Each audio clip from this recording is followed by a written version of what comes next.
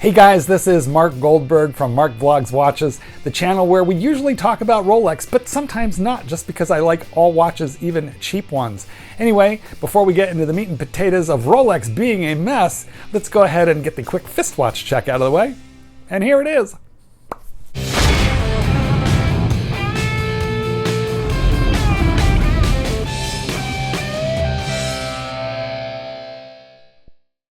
I want to briefly thank you for spending this time with me, and it helps me so much if you would subscribe and hit the like button so we can do this again together. Today I am wearing a LUM Tech. I've done a review of this watch. I like it very much, so I'll tell you what, guys, I'll throw the link in the description so you can learn more about this. This is probably the biggest, baddest, LUM monsterest watch I've ever worn in my life. You're going to want to know more about it. Okay, guys. I've got a letter. Let's go ahead and read it. Hi, Mark. Oh, and this is from Zach Kramer. And the name of the AD in question, Zach, I will protect it so that they don't hunt you down in your sleep. Hi, Mark. I saw your most recent video and I thought I'd let you know about my experience. I'm also a big fan of what you do. So the AD in the San Francisco Bay Area is X. And I have two friends who shop there. One has spent over $50,000 and got an Aquanaut in steel, that's a Patek Philippe, and an Explorer. I got introduced via both of these guys to their contacts at the AD.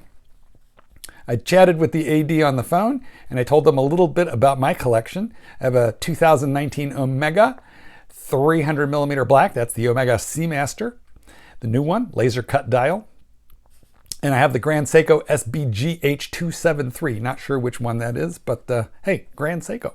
Not too shabby. And I was interested in a Kermit down the road, but I also love the Air King and the Explorer 2 in Polar.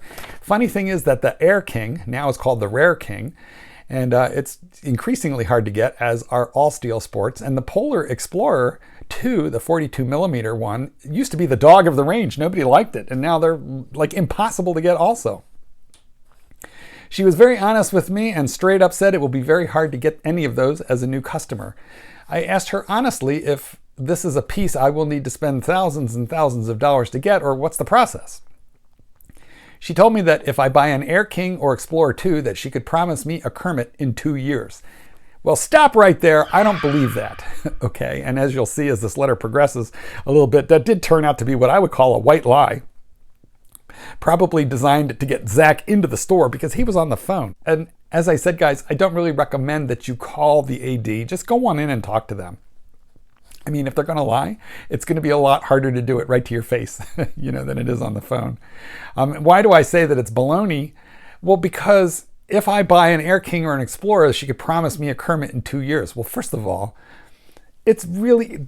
Today, you almost have to qualify as a special somebody to either buy the Air King or the Explorer 2. They are steel sports, and all of those are in ridiculously short supply. So buy one incredibly hard watch and we'll give you access to an even harder one? No. You would have to buy a whole lot of junk that you don't want before you ever get a shot at any steel sports Rolex, let alone those two. Zach continues, I was then very excited at this news, as those are two great pieces, meaning the Air King and the Polar Explorer. Those are two great pieces, and 2 years for a Kermit, and I'm sure what he means, guys, is the Cermit or the Starbucks, is not bad. I then go down to the store, which is pretty much what he should have done in the first place. And she shows me around and then says that the Explorer 2 will be very hard to get, so we should be looking at the Air King. And she then brings me to the IWC and Tudor displays and asks if I like anything in the case. I look around and I don't see anything really that jumps out. And she then tells me that the Air King will probably be challenging also, and it would be best to start with an IWC or Tudor. She knew that when you called the first time, bro. She knew this. Zachary Zach. She kind of fibbed to you on the phone to just get you in, which is why I think, it's And in the AD's defense, it's a little annoying to answer the phone all day long, and they probably get 10 calls a day from guys like you and me going, do you have an Air King? Or what do I got to do to get a Cermit? Go on in. At least you stand some chance of forming the relationship, more so than just calling them. That's my personal opinion. Anyway, she says, she subtly told me that each watch will qualify me to get the next one, and that an IWC will qualify me for an Air King, which qualifies me for an Explorer, which qualifies me for the Kermit or Cermit. Baloney! There are alarm bells going off right, left, and center. This doesn't sound credible to me. She then tells me she will check on the Air King and get back to me on Tuesday. It was a Saturday. Zachary, you're so sweet. You're so naive and angelic. You believed her. He goes on to say, that was the last I ever heard from her. Shocking. I am very frustrated as she promised me the Kermit with the purchase of an Air King, which I know sounds implausible, but she promised nonetheless. Yes, it's implausible. It's not implausible, it's impossible. I mean, Zachary, I've got a bridge. It's red. It goes over the San Francisco Bay. I would like to talk to you about, buying that. Would you like to buy a bridge in Brooklyn or in San Francisco Bay? And also, we've got to talk about the Tooth Fairy and Santa Claus because they're not real either. Buy one Steel Sports Rolex and then we'll qualify you for another. This is the stuff of which dreams are made, sir. Also, I am frustrated that this is off of a warm introduction, meaning you weren't a cold call. Well, sorry, buddy, this is the way it works today. Overall, like you mentioned in your earlier video, $5,000 for an IWC and then $7,000 for an Air King and then $9,000 for an Explorer plus the retail of the Kermit is way more than just paying the $17,000 or $18,000 on Chrono 24 to just get the Cermit in the first place. And that, sir, is your answer. You wrote me asking a question, but in fact, you actually provided your own answer. Look, I'm sure it was a hard blow, when you were 7 years old and you found out that there was no Santa Claus, but you're not 7 anymore. Zachary, I don't blame you for being upset. I'm just the messenger, so don't shoot me. But Rolex is a mess right now.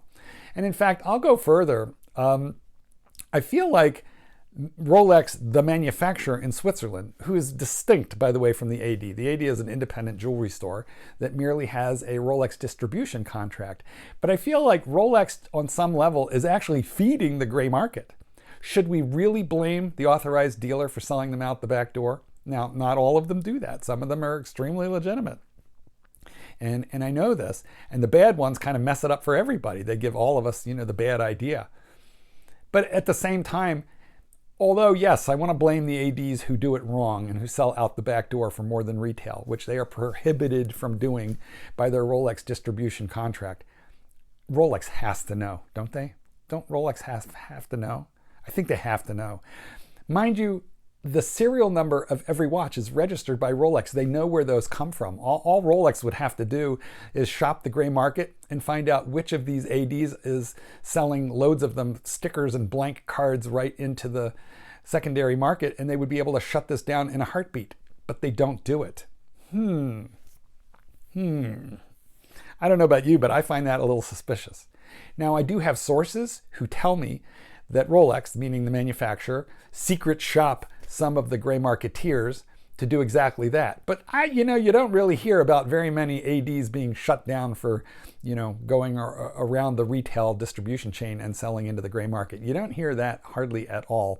So, although I find it credible, I also think that if Rolex really wanted to shut it down, they could easily do so.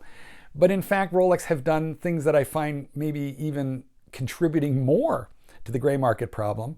And those of you who will remember the Rolex card, they no longer put your name on there. The card no longer has your name on it. So the registration card is not even unique to the purchaser of that watch originally. Now, what that means is when you go buy a watch from the gray market now, you're not buying a watch with some other dude's name on the card. It's the same as if you'd have bought it over at the AD. Indeterminate origin.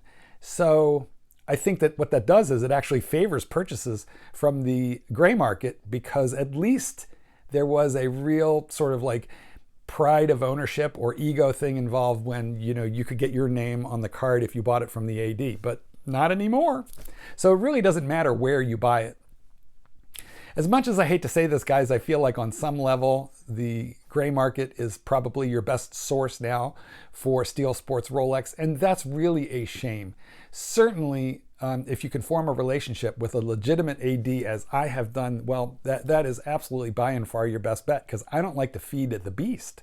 But realistically speaking, if you want a Rolex and you don't have a relationship formed, rather than buying a bunch of stuff that you don't want, it's probably cheaper to go to the gray market.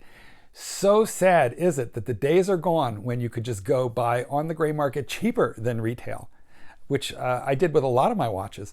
You know, I purchased my Batman for, I think, $7,800. Why? Because, and that was under retail when I bought it. Why? Because nobody liked it. There was a time when you could buy a Hulk for around the same money. Why? Because people didn't like it. Anything Steel Sports Rolex now is going for a premium above retail. So long gone, unfortunately, are the days when you could get a used one cheaper. Guys, tell me what you think about this problem.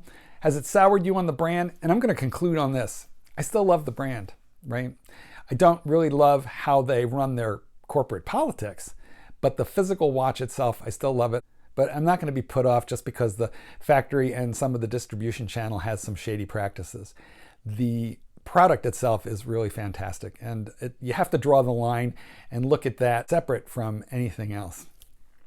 Sad but true, here's where we are. Tell me your stories, and hey, write to me, markgoldberg8@gmail.com. Remember, subscriptions are free today only. Join me, like this video, and I will see you in the next one. Peace out. Paint the sky.